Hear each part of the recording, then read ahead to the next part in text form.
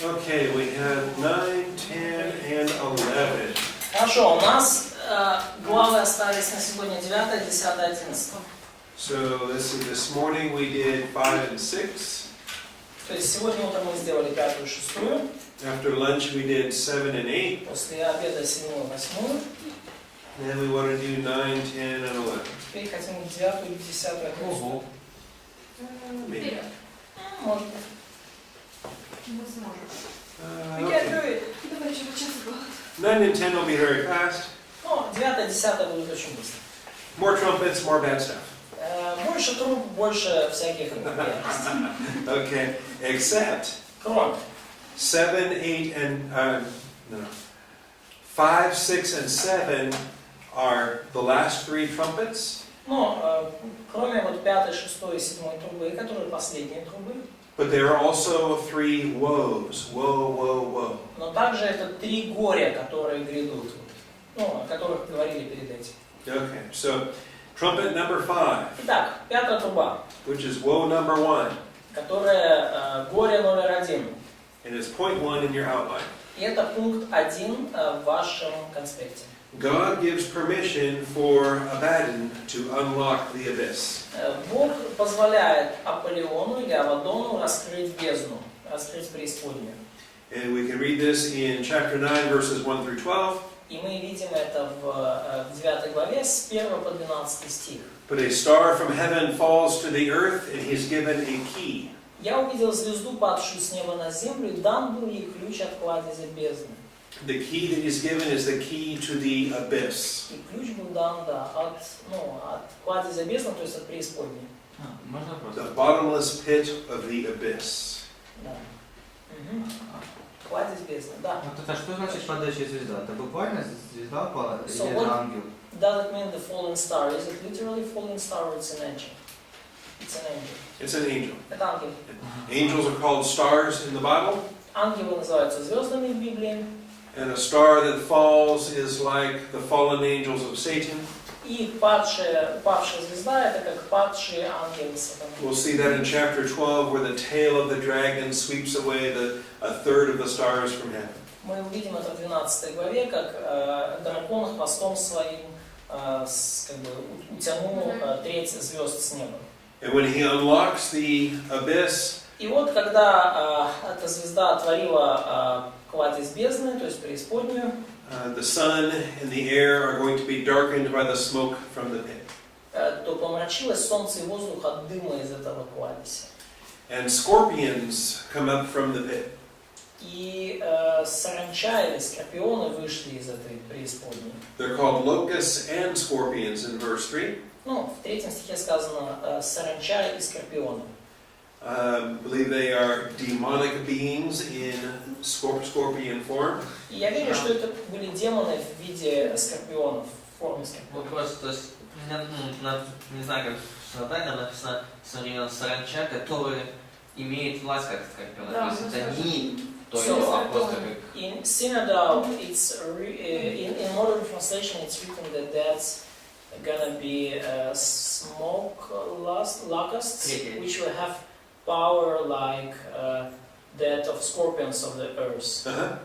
Это не Но то не и то. скорпионы. Ну. Не то и то, только саранча. So that will be locusts or scorpions, or that will be the same, or Не, у нас Well, they're described in verse 7. ну вот как мы видим в 7 стихе, These are locusts that look like horses, что по виду своему саранча была подобна коням, except they're wearing crowns on their heads, и на головах у них были как бы венцы, and they have human male faces, и у них были лица как мужские человеческие лица, but human female hair, но волосы как волосы женщин, and lion teeth, и зубы были как у львов, breastplates of iron, и были там как бы брони, как бронь железная, and by the way, they have wings. и, кстати, там у них еще были крылья, They have tails like scorpions with stingers. хвосты были как у скорпионов с жалами, Okay, these are not normal locusts. но это не обычная саранча. These are not zoological То insects. есть это не буквальные насекомые зоологические. These are demons that have taken this very special battle form. То есть это демоны, которые приняли вот эту совершенно особенное боевое всеоружие. Usually demons have no bodies. Обычно у демонов нету тела. Demons float and wander and they want to possess a body. То есть демоны, бесы, они как болтаются по пустынным местам, ища в кого бы вселиться. A human body is the best that they can get. То есть в какое тело им вселиться, и, конечно, человеческое тело это лучшее, чем они могут овладеть. If the demon can take possession of a human and turn him into a demoniac, И если демон может овладеть человеком и превратить его в одержимого, but we know they can also take pigs if they have to. То это для него успех. Но мы знаем, что они даже и в свиней могут вселиться, если получается. And I suspect they can possess any number of animals. И я думаю, что они могут вселиться и сделать одержимыми любое число животных. As long as God gives them permission to take the animals. Ну и это причина, по которой Бог дал им позволение вселиться в свиней. Like Jesus gave them permission to enter into the pigs. Ну, Бог позволил им вселиться в животных, а Иисус когда-то позволил вселиться в свиней. I used to have a cat one time that I was pretty sure was demon possessed. И у меня когда-то был кот, о котором я практически уверен, что он был одержим. Because he did not act like a normal cat. Потому что он не вел себя как нормальный кот. So I'm very suspicious that cat was a demoniac И cat. поэтому я практически уверен, что этот кот был одержим. Надо экзорцизм. Можно вопрос? We need to make an exorcism. There is a question. Вы сталкивались с одержимыми? So did you met personally demoniac people? Людей. Да. I have many times. Да, много раз. I worked in the jail for 8 years, Я в тюрьме работал 8 лет. and our jail was very full of many demoniacs. И наша тюрьма была битком набита самыми разными одержимыми. I think many of the homeless people that walk the streets, И я думаю, что очень многие, бомжи, бездомные люди, которые ходят по many улице. of them are demoniac people walking our streets. И я думаю, что очень многие из них это одержимые бесами люди. So in your notes, I call these locust scorpion demons. И вот в своих заметках я назвал этих демонов саранча-скорпион. And their king is the locust scorpion demon king. И их царь это, саранча-скорпион, демон-царь, ангел бездны. He is the angel of the abyss. Он ангел бездны, ангел преисподней. And his name in Hebrew is Abaddon. И его имя на еврейском Абадон, His name in Greek is Apollyon, the destroyer. а на греческом имя Аполеон. His name means destroyer in any language. Ну, его имя значит разрушитель на любом языке. Okay. Some people think that Abaddon is a different name for Satan. Но некоторые люди думают, что Авадон это другое имя, для сатаны. I don't think that's necessary. I believe Abaddon is a separate fallen angel besides Satan. Ну, я думаю, что это не обязательно так считать, и, скорее всего, Авадон это отдельный падший ангел, помимо сатаны. And I also gave you a paragraph there about Apollo and Apollo's sister Artemis. И я также вам тут привел ссылки о греческом боге Аполлоне и о его сестричке Артемиде. And the reason why the Greeks were so afraid of Apollo the destroyer. И вот причина есть, почему греки очень боялись Аполлона разрушителя. Apollo's twin sister Artemis had a great temple in Ephesus. Кстати, вот сестра Аполлона Артемида, ей был посвящен величественный храм в Эфесе. We read about that in the book of Acts. Читали ли мы об этом в книге Деяний? Because the Apostle Paul made them very angry when he was in Ephesus. Потому что апостол Павел их очень разгневал, когда он оказался в And Эфесе. he damaged their economics when they stopped making so many idols to Artemis. И он даже навредил их экономике, когда они перестали, когда вот эти статуэтки Артемиды перестали пользоваться спросом. Sounds like you're familiar with that story also. Кажется, что вы знакомы с этой историей, так, да? Okay, good. Хорошо. We know about the abyss from other places in Scripture. И мы знаем о бездне, преисподней из других мест Писания. The demons are afraid of it. Ее боялись демоны. They beg Jesus not to cast them into the abyss. Они умоляли Иисуса не изгонять их в преисподнюю. So he gives them permission to go into the swine. И поэтому Иисус дал им разрешение вселиться в свиней. But then the pigs run into the water, and I believe the demons end up in the abyss anyway. Но поскольку все свиньи попадали в воду, то я думаю, что так или иначе демоны оказались в преисподней. The word abyss a lot of times speaks of water. Ну и вот это слово бездна, да, очень часто оно используется, говоря о воде. And there's always a connection between water and demons or the abyss. И очень почти всегда есть определенная связь между бездной, между водой и между демонами бездны или демонами преисподней. Now, the fifth trumpet is going to empty the abyss out of all its demons. Но пятая труба освобождает всех демонов из вот этой бездны. And in very mysterious ways, the abyss is called the origin of Antichrist. И очень таинственным образом эта бездна названа местом зарождения Антихриста. In Revelation 11:7, he's called the beast that comes up out of the abyss. В Откровении 11:7 Антихрист назван зверем, выходящим из бездны.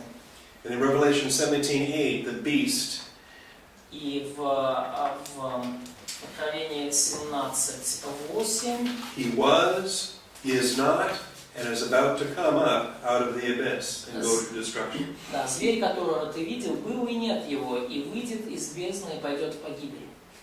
These are some very deep and mysterious and interesting expressions for Antichrist. И вот, то есть мы видим очень глубокие, интересные и таинственные вот эти утверждения об Антихристе. And part of what we have to handle tomorrow when we deal with the beast in chapter 17. И это вот часть того, с чем мы будем разбираться завтра, когда доберемся до зверя в главе 17. Also, the abyss is where Satan is going to be confined for 1,000 years. Ну, также бездна — это место, где сатана будет заключен на 1000 лет. Revelation 20, verses 1 through 3, Satan is tied up with a chain and he's put in the abyss for 1,000 years. Откровение 20 глава говорит нам, что дракон будет и дьявол, и сатана, дракон будет низвержен в бездну на 1000 лет. Okay. And that's the last that we see the abyss in the book of Revelation. И это вот последнее место, где мы видим бездну в книге Откровения. It's a place of confining torment. То есть это место заточений и мучений. Okay. Хорошо. Point C, I give you more information about these locust demons. В пункте С я дам вам чуть больше информации насчет этих саранчи, скорпион, демонов рода саранча-скорпион. Point C, abysmal smoke covers the earth and allows the locust scorpion demons to launch their worldwide torment under such a gloom. Да, пункт С. Дым от бездны покрывает землю и позволяет саранче-скорпионам демонам осуществлять их мучения по всему миру, покрытому этим сумеречным дымом. Okay, but the 144,000 are going to be protected. Но 144 тысячи, они будут защищены от них. The seal on the 144,000 will not let the demon scorpions sting them. То есть вот печать на 144 тысячах не позволит скорпионам ужалить их. These demons have material form. У этих демонов материальная форма. And we already read the description in verses 7 through 10. И мы уже читали их описание в стихах 7-10. And which is unusual. Usually demons are without form and they want to possess other beings in order to gain form. И это необычно, потому что обычно у демонов нет какой-то формы физической, они используют чужую форму, чтобы ее овладеть и вселиться. But when their king unlocks them from the abyss, God permits them to have this material form. Но когда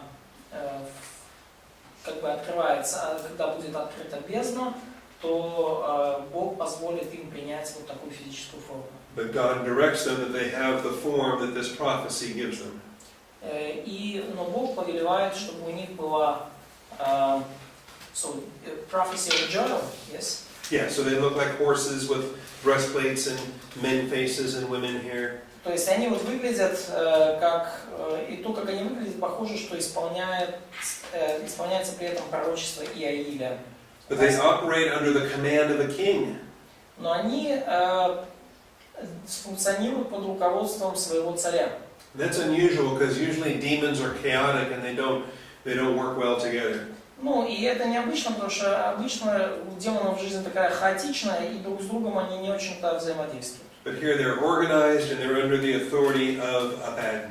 Но теперь они как-то организованы и находятся все под руководством Абаддона. I believe this to be the fulfillment of the book of Joel. И я думаю, что это является исполнением пророчества Иаиля. Joel chapter 1 and Joel chapter 2 both had tremendous prophecies pertaining to locust invasions. И Иаиль 1 и Иаиль 2, в обоих этих главах есть потрясающее пророчество, связанное с нашествием саранчи. Locust invasions that are in the end times for Israel.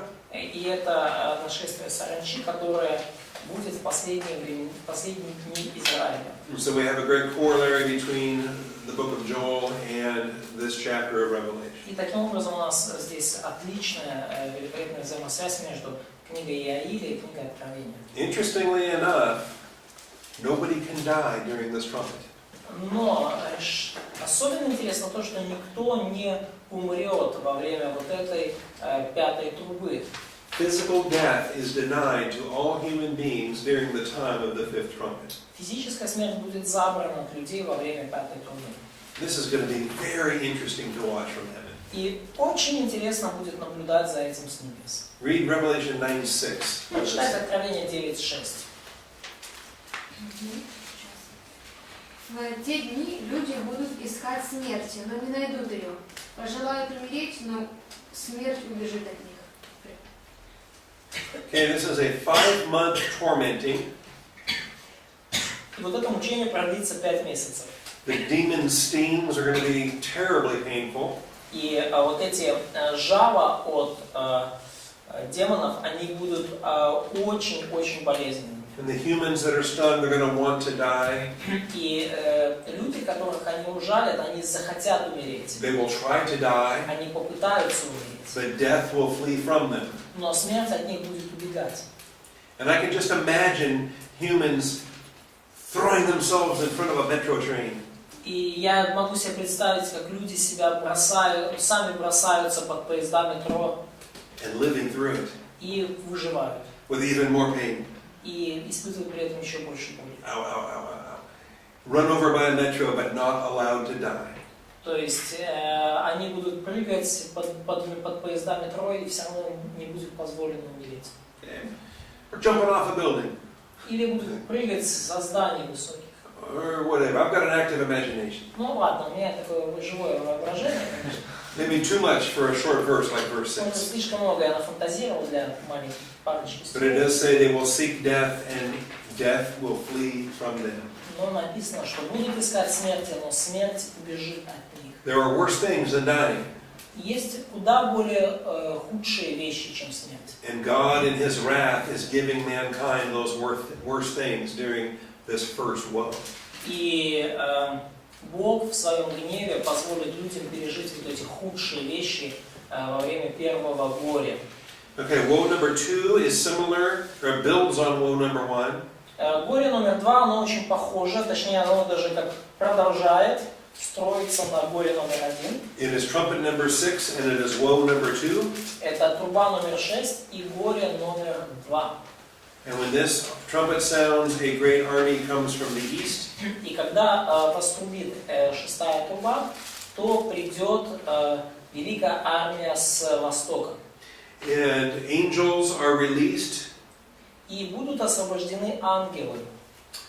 There's 4 great fallen angels that have been bound in the Euphrates River. То есть вот были при великой реке Ефрате связаны 4 великих ангела. When were they bound there? Why were they bound there? We do not know. Когда они были связаны, где они конкретно связаны, мы этого не знаем. The Bible never tells us why these fallen angels were bound at the Euphrates River. И Библия ничего нам не говорит об этих 4 ангелах, связанных при Ефрате. We just learn in this verse that they are being released. Но мы знаем из этих стихов, что они будут освобождены. And they've been prepared for this hour and day and month and year. И они были приготовлены на этот час, день, месяц и год. So that they could kill a third of mankind. Для того, чтобы умертвить третью часть людей. That's a lot of death for humanity. И будут очень большие человеческие потери для среди людей. All right. Now I believe they're going to ride those demons we saw released in trumpet number 5. И я думаю, что они будут, they will ride on these demons. Yes. То есть я думаю, что они будут, использовать ехать на вот этих вот демонах, которые были освобождены уже еще при пятой трубе, при первом горе. Okay, these 4 angels are going to lead a cavalry army. И вот эти 4 ангела будут вести армию кавалерии. A cavalry army of fire-breathing, lion-headed horse demons. Вот эта армия кавалерии на огнедышащих лошадях демонах с головами львов и жалящими хвостами змей. With these serpent-headed biting tails. Да, с жалящими хвостами змей. Okay? Question. То есть вы думаете, что вот эти 4 ангела, которые освобождены, это те 4 ангела, которые белый, рыжий, черный и земляной? So, do you Только think что он that... так сказал или нет? Нет, он не так А что сказал. он имеет? А что он сказал? Он этого не сказал. Он Я вообще думаю, ничего типа, не он говорил. сказал, что это типа 4 ангела, которые были в начале. Нет. Не он этого сказал, не я это не передал. So we don't know anything about these angels, and the question is, are they connected somehow with 4 riders, previous riders with these seals? We don't know anything about these, and probably not at all connected to the 4 horsemen. Мы ничего не знаем про этих ангелов, и, скорее всего, они никак не связаны с предыдущими всадниками. Okay? But we do know, though, there comes a point where the Euphrates River is completely dried up. Но мы знаем, что придет момент, когда река Ефрат будет полностью иссушена, And evidently the releasing of these angels is a part of that process. и очевидно, что освобождение этих ангелов будет частью этого процесса. And now the description of these horses is different from the description of the demons in trumpet number 5. И описание вот этих лошадей, на которых они едут, да, в 17 стихе, отличается от описания демонов при трубе номер 5. Some similarities, but some differences. Есть кое-что похожее, но много также и различий. So if it is the very same demons, then they have, if it's the same demons, then they have had some transformation from trumpet 5 to trumpet 6. То есть, если это те же самые демоны, so if these demons became horses, то есть, если эти демоны, то есть, если демоны при трубе 5 превратились в лошадей при трубе 6, то, очевидно, произошли с ними какие-то перемены вот между этими двумя трубами. Понятно дело? And the number of them is 200 million. И число их это 200 миллионов. That's from verse 16. Это из стиха 16. The number of the armies of the horsemen was 200 million. То есть, число конного войска было 2 тьмы тел.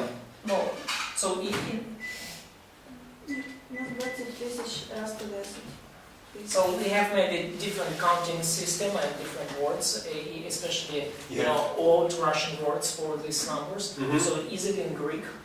In Greek, it is dis myriades myriadon. То есть вот как оно в греческом звучит. Dis for 2, myriades. Два мириада мириад. Myriadon. Миллиарды это миллион? So it's a myriad of myriads, 2 of them. So what's a myriad? Is it A myriad is 10,000. Мириада это 10 тысяч. So it's 10,000 times 10,000 То есть 10 тысяч раз по 10 тысяч. times 2. И еще на 2 умножь. 100 million times 2. 100 миллионов умножь на 2. So it's 2 myriads. То есть вот 2 мириада мириад. And 200 million is a lot of soldiers. И 200 миллионов – это много солдат. Okay. Iran, I'll give you the size of these militaries. Вот у Ирана тут приведены количество их армий. And I think these are statistics that are current as of 2006. И я думаю, что это была статистика текущая на 2006 год. Iran has 12.3 million soldiers. У Ирана было, например, 12 миллионов 300 тысяч солдат. That combines their active duty, their reserve troops, and their paramilitary police forces. И это включает их активные военные части, резервы, какие-то полувоенизованные формирования. There are other countries that have over 1 million. И есть другие страны, у которых армия более миллиона. Vietnam with 9.6, China with 7. You see the numbers listed there. Вот вы видите, здесь цифры перечислены. North Korea with 6 million, South Korea 5.2 million. В Северной Корее 6 было, в Южной Корее 5 миллионов 200 тысяч. Russia and India 3.8, USA 2.3. 3,8 миллионов, США 2,3. The USA Army has gotten smaller since Obama has shrunken the American Army. Американская армия стала меньше с тех пор, как Обама ее немножко, скажем так, сократил. Ukraine with 1.5. Украинская армия 1 миллион. That might be larger now because I know there have been some drafts and men have been drafted into service. Может быть, она даже больше стала, поскольку многие люди были призваны на службу. Anyway, if you add up all 164 countries on the planet, Но даже если вы соедините армии все, которые 164 стран мира, including the very smallest army on earth, включая даже самые малочисленные армии на Земле, the Caribbean islands of Antigua and Barbuda, то есть это армии Антигуа и Барбуды, they have a combined army of 245 soldiers. у них вся объединенная армия 245 солдат. If you add up all the armies of 164 countries on the planet, you only get 81 million soldiers. То есть если все армии мира объединятся, то получится только 81 миллион с чем-то солдат. So 200 million is a lot of soldiers. И 200 миллионов солдат это очень много. Okay? Maybe not important, but I think it's interesting. Может не так важно, но мне кажется, это интересно. And they go forth to kill 1/3 of the population of the earth. И они пойдут вперед и убьют треть населения Земли.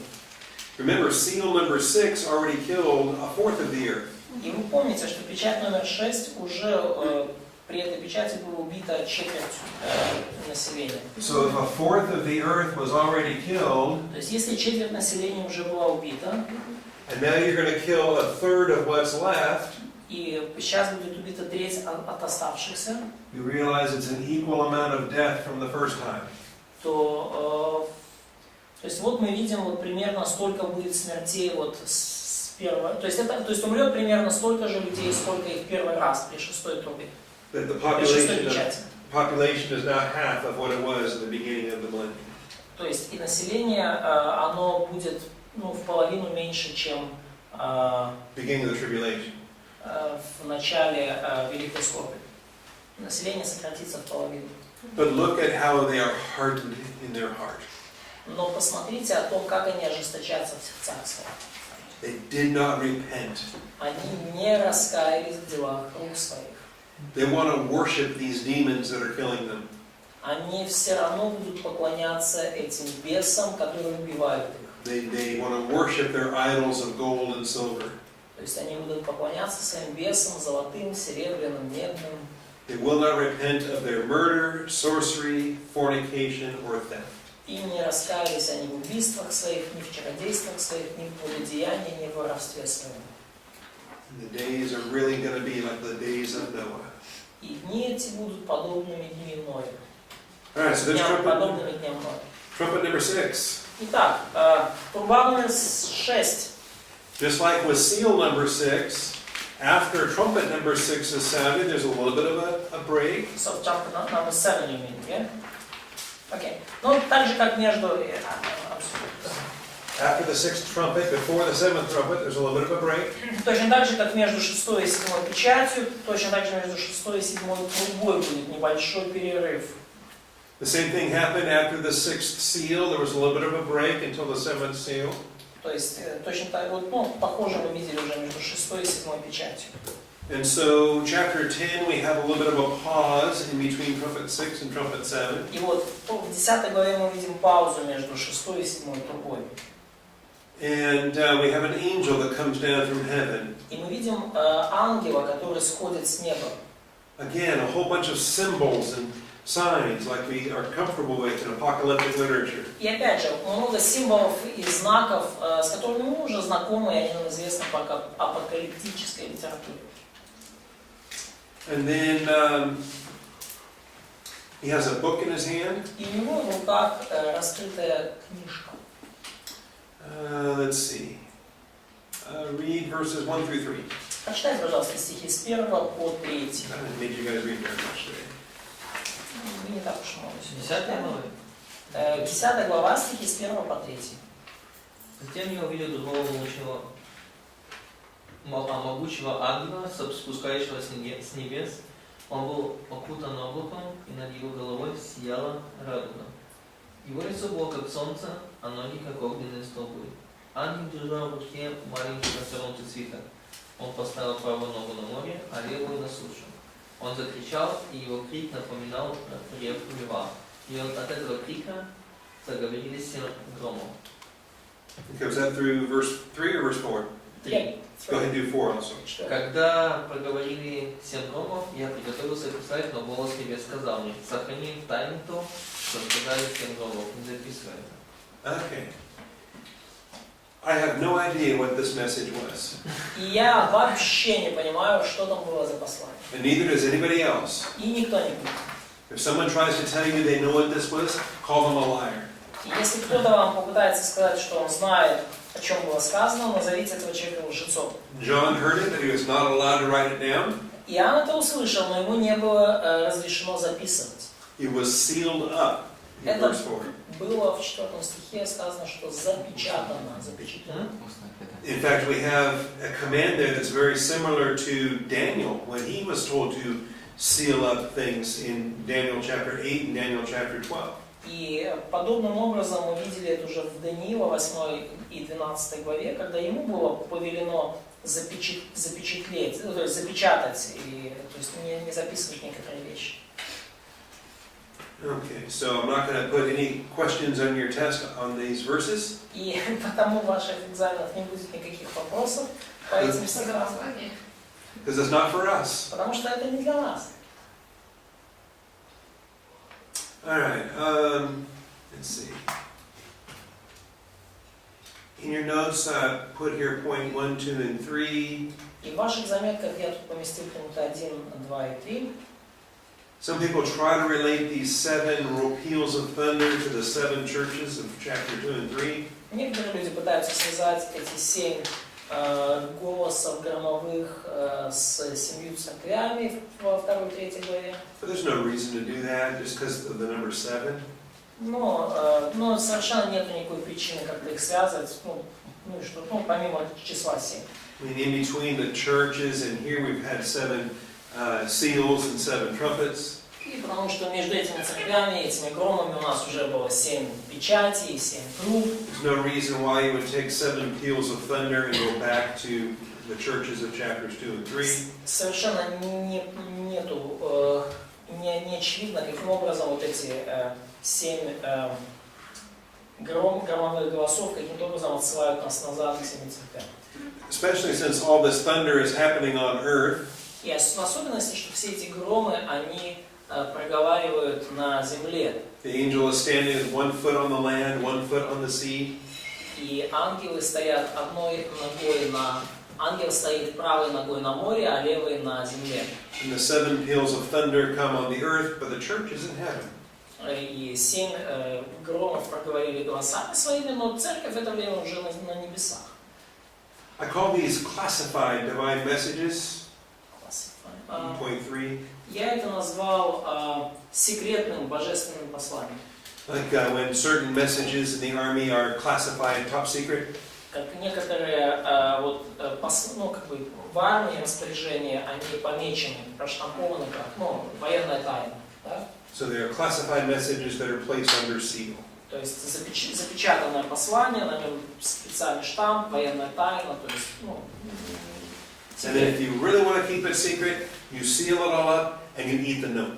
И если вы действительно хотите сохранить это в секрете, вы его запечатываете, ставите на нем штамп, а потом съедаете. That's when you know you're going to keep a secret. Это уже вы точно будете знать, что никто не прочитает. Тайна останется тайной. When you were students, did you ever pass notes in class? Pass notes. Pass notes to fellow students in school, in grade school? И вот during the exams. No, just during the class time. То есть вы передавали вот записочки в классе, вот, когда учились, да, своим одноклассникам? Maybe you wanted to tell a girl you thought she was pretty. Может быть, вы хотели там какой-то девушке сказать, что, ну, она красивая.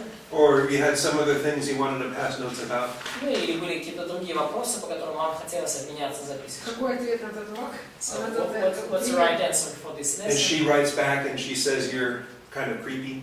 А она вам пишет в ответ, что, ну, вы не очень-то красивый.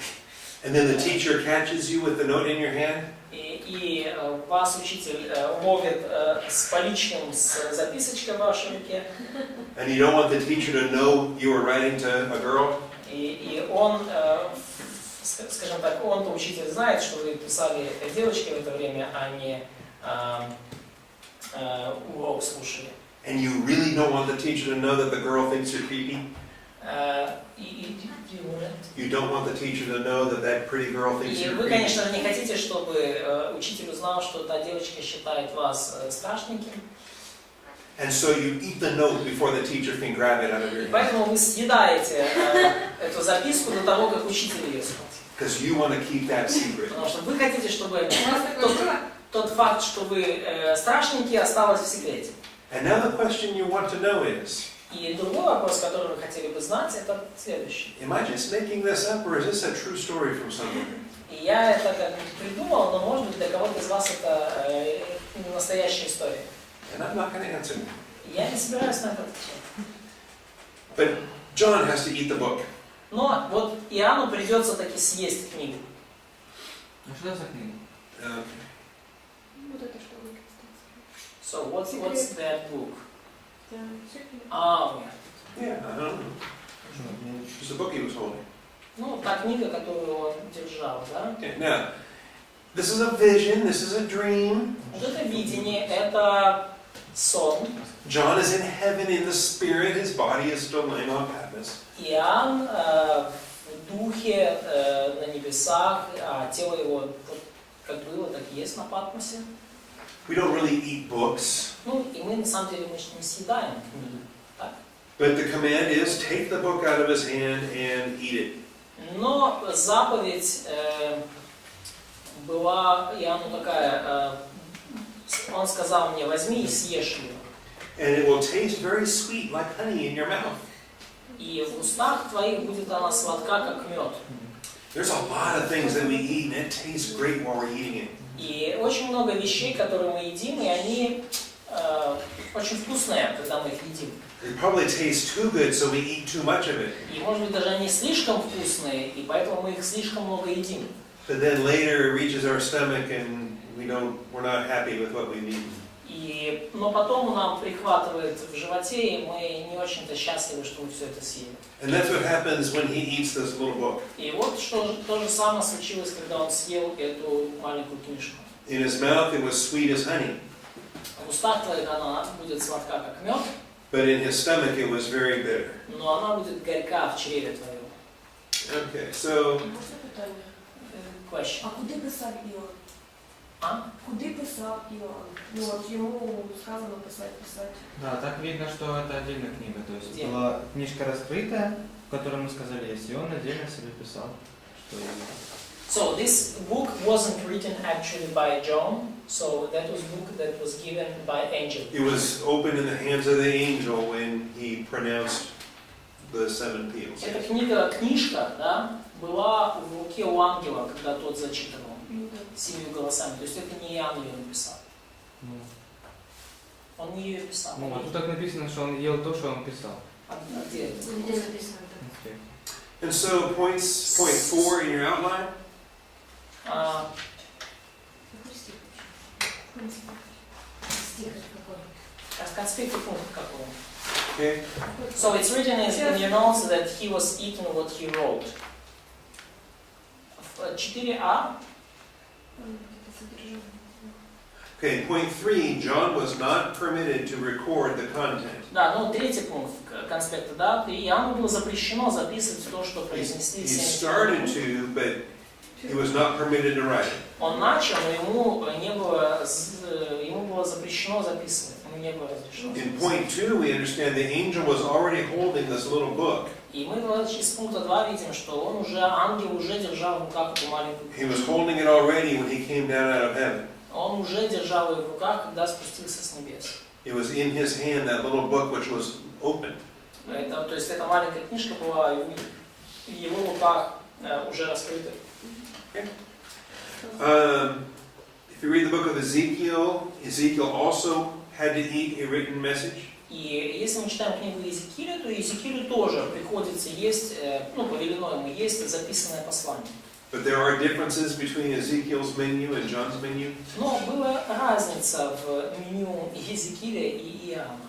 After Ezekiel ate his book, he had to speak to the house of Israel. После того, как Иезекииль съел свою книгу, ему было сказано говорить к дому Израиля. After John ate his meal, he could not speak about these thunderbolts. He had to go back to preaching about peoples, nations, tongues, and kings. После того, как Иоанн съел то, что он съел, то ему не было запрещено говорить о том, что там было, но ему было сказано и говорить о язычниках, народах, нациях, языках и царях. So he was not allowed to preach about the 7 thunderbolts. То есть ему не было повелено проповедовать об вот этих 7 голосах грома, 7 громовых голосах. All right. Point 5 is about a commentary on Revelation.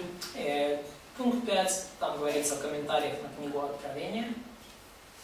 And according to Victorinus, И согласно Викторину, Victorinus is one of the church fathers, Викторин это один из отцов церкви. died in 304 AD. Умер в 304 году после Рождества Христова. According to his tradition, И согласно его традиции, его взглядам, John was condemned to the mines by Caesar Domitian. Апостол Иоанн был Диоклетианом, точнее Домицианом, приговорен к работе на рудниках. That's why we use 95 or 96 AD as our date for this book.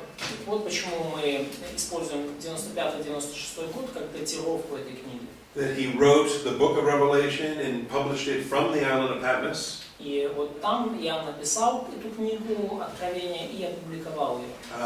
But then after he was released from Но Patmos, после своего освобождения с Патмоса, according to this tradition, согласно вот его традиции, вот Викторина этого, John spent the rest of his life preaching about these 7 peals of thunder.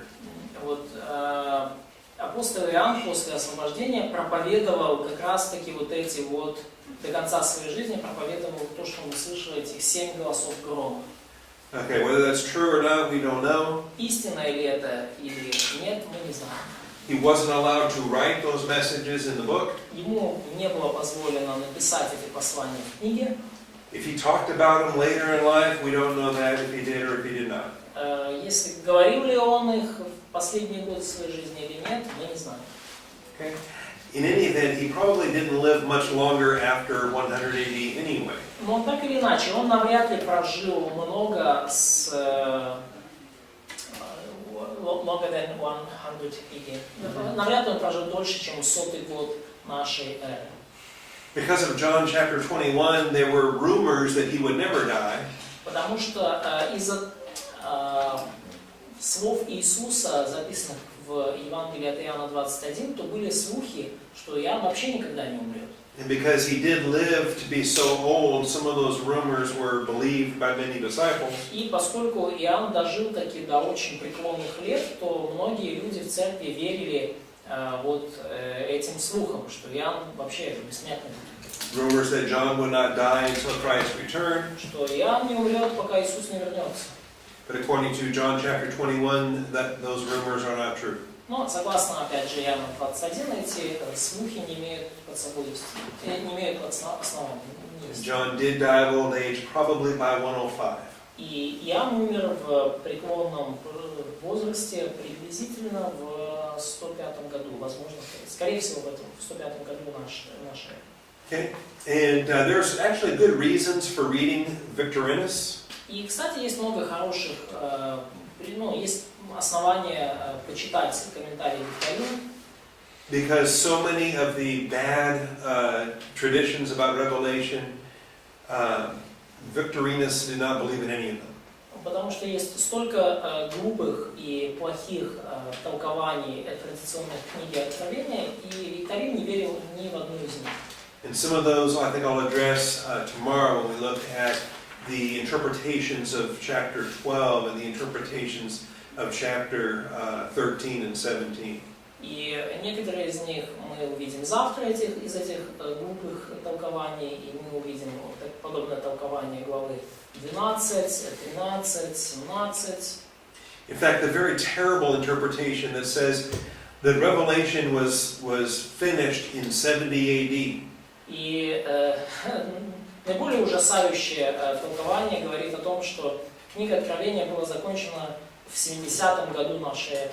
That all the prophecies of Revelation, Armageddon and all that was finished when Titus destroyed Jerusalem in 70 AD. То есть, я прошу прощения, что она была закончена до 70-го года, и все пророчества, все ужасы, описанные в этой книге, они исполнились при разрушении Иерусалима Титом в 70-м году нашей эры. Have you ever heard those false teachings, those bad traditions? Слышали ли вы такое уже учение, такую традицию? It's called preterism, and it's starting to get more common in our generation. Preterism. Эта позиция называется преторизм, и она становится в наши дни достаточно популярной. Anyway, Ну так или иначе. Victorinus wrote in the 3rd century AD. Викторинус написал в 304 году нашей эры. The first commentary on the book of Revelation that we are aware of. Первые комментарии на книгу Откровения, которые нам известны. And he was viewing these events as still future in his lifetime. И он ожидал вот все эти события. He was waiting that would happen in his time. То есть он ожидал, что эти события еще произойдут в дни своей, в дни его жизни. So he was teaching Revelation like we're teaching Revelation right now, as something still future in the tribulation. То есть он преподавал книгу Откровения так же, как мы сейчас преподаем, что это еще будущее, откровение о будущем, которое произойдет.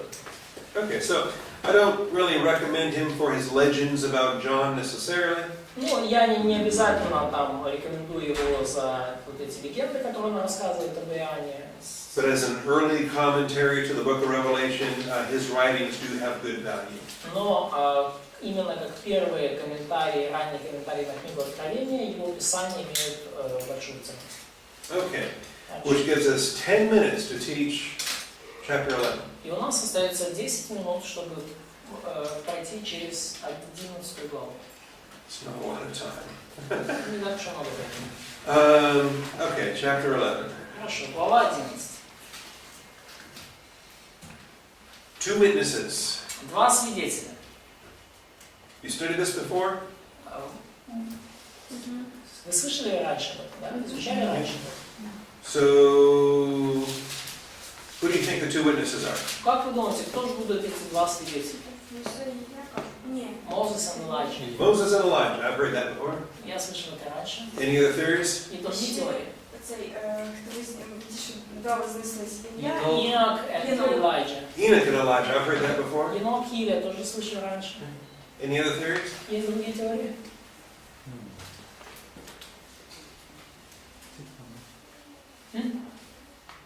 About Elijah and John the Baptist? Как насчет Илии и Иоанна Крестителя? There's other theories. Ну, есть другие теории. In fact, there's dozens of theories. Ну, на самом деле, дюжина этих теорий. Может, они родятся тогда?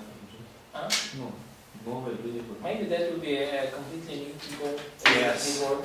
Completely new people, men of their own generation that are lifted up. Да, то есть, может быть, это будут, люди из того поколения, которые будут возвышены. Okay.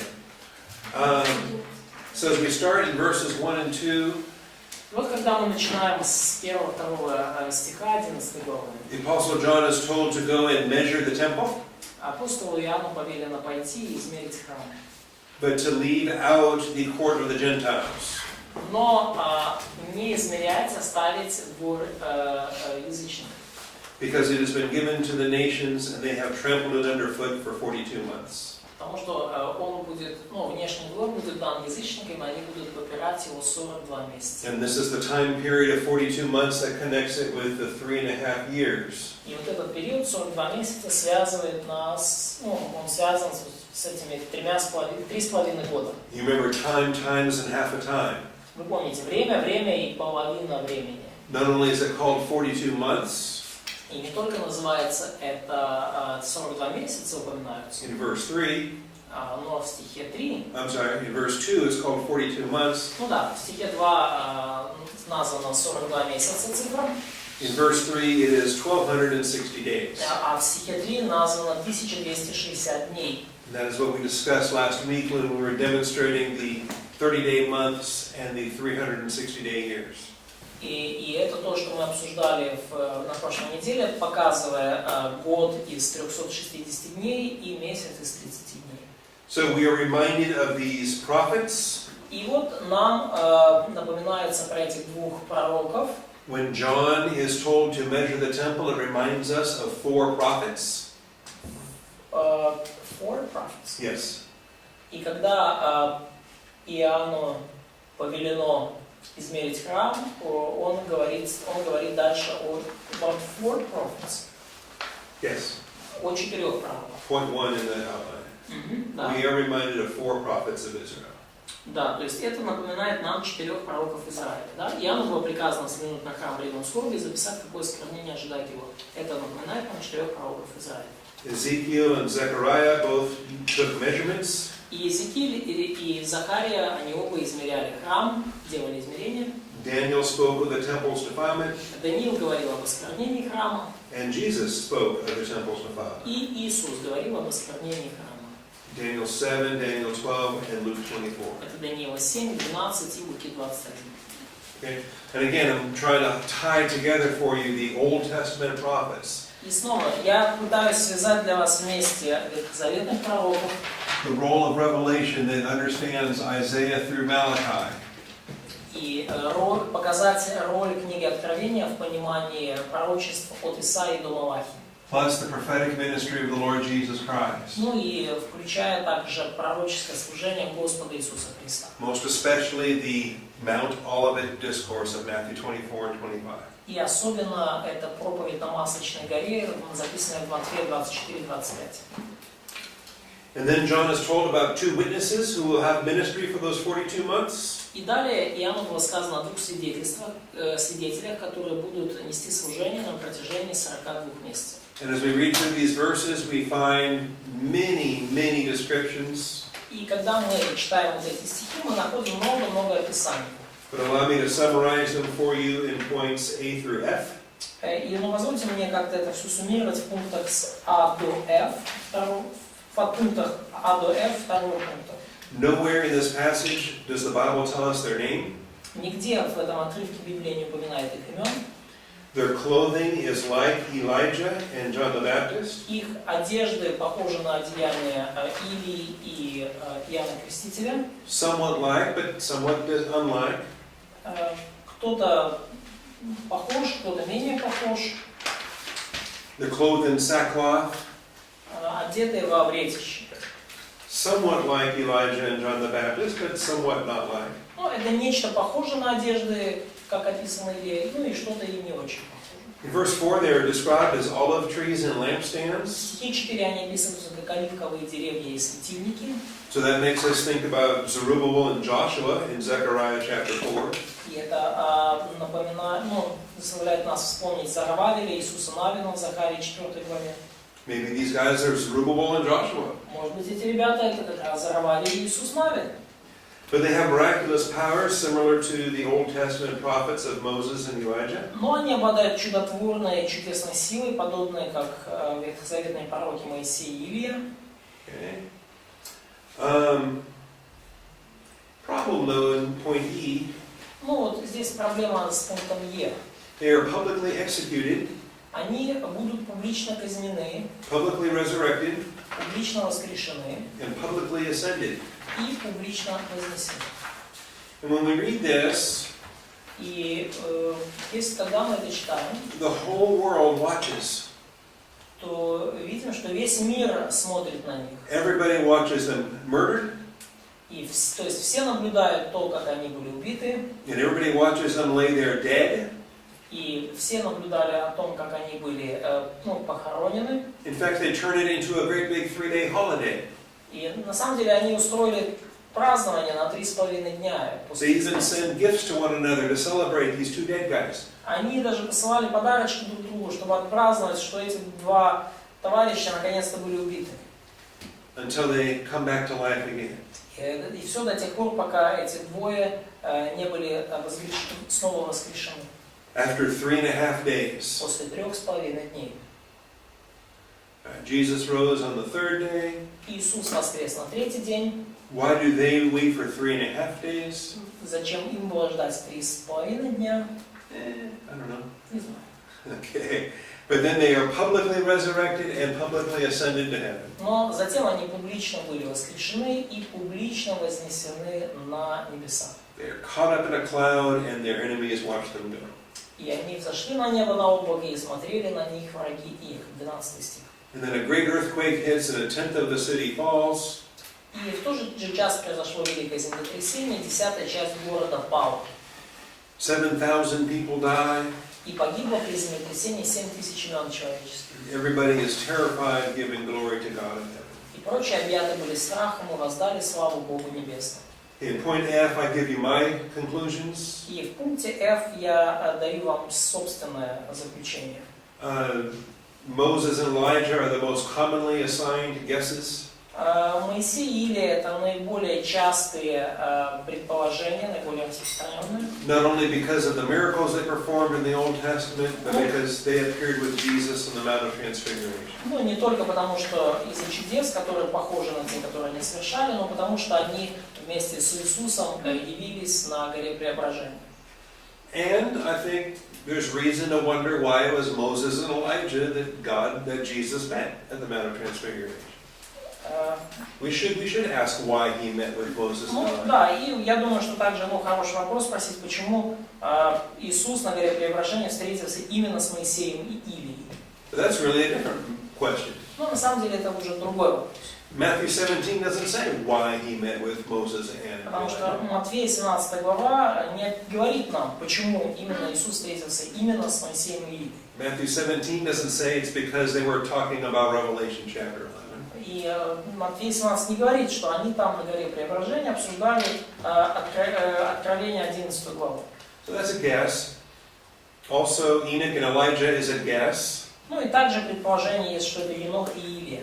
Because those are 2 people that never died in the Old Testament. Потому что это люди, которые не пережили физическую смерть в Ветхом Завете. The book of Hebrews says it is given unto man once to die, and after that the judgment. Библия говорит о том, что человеком положено однажды умереть, а потом суд. And Moses did die, И Моисей умер, but Enoch never died. но Енох не умер никогда. And so that's why instead of Moses and Elijah, people think it would be Enoch and И Elijah. вот почему люди думают, что это не Моисей и Илия, а это Енох и Илия. Because they never died on the earth, God sent them back on earth so that they could die. Поскольку они никогда не умерли на земле, Бог их послал назад на землю, чтобы они наконец-то могли умереть. And because Malachi says Elijah the prophet is coming again. И опять же, потому что Малахия говорит, что пророк Илии, он вернется снова. So it's kind of a guess that that's who those 2 prophets are going to be. Ну, и это может быть такое предположение о вот этих о том, кем могли бы быть эти 2 пророка. And that used to be my belief. И это то, во что я верил раньше. For years and years that was my belief. Целыми годы и годы я верил вот в такую позицию. I even answered that way on my ordination examination. И я даже таким образом отвечал на такой вопрос при экзамене перед рукоположением. But that's not how I teach it anymore. Но я так больше не учу.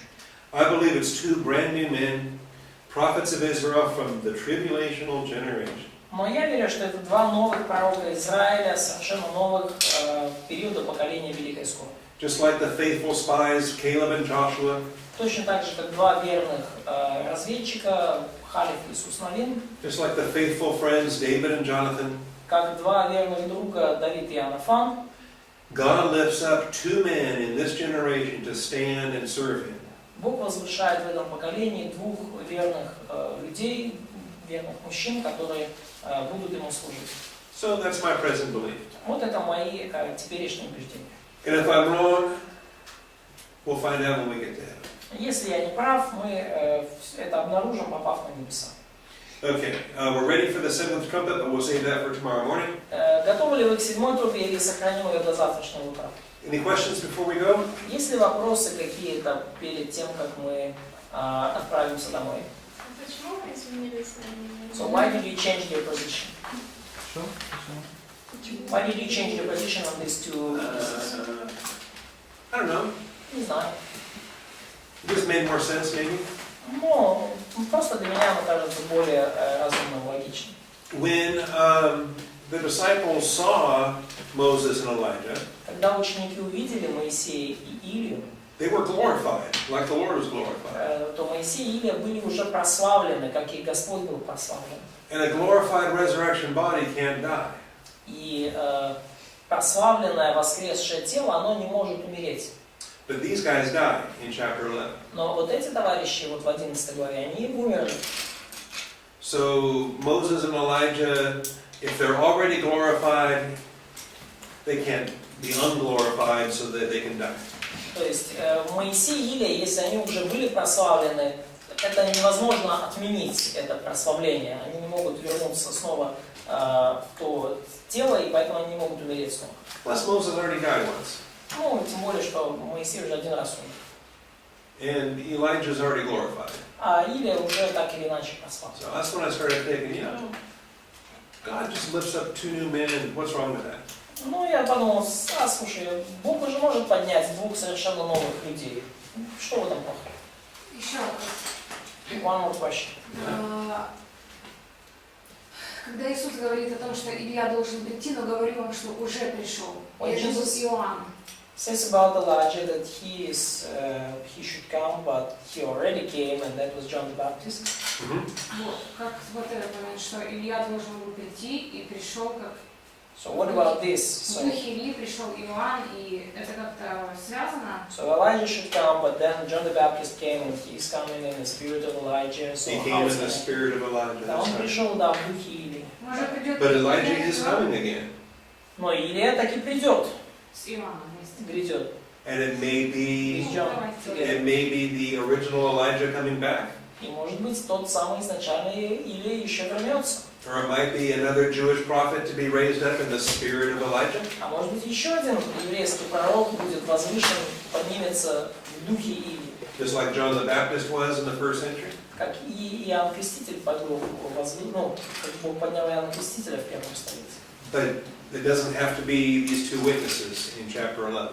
Но это совсем не обязательно, что это будут вот эти два пророка в 11 главе. There's nothing in chapter 11 that connects to Malachi 3 and the promise of Elijah coming back. Нигде, нигде в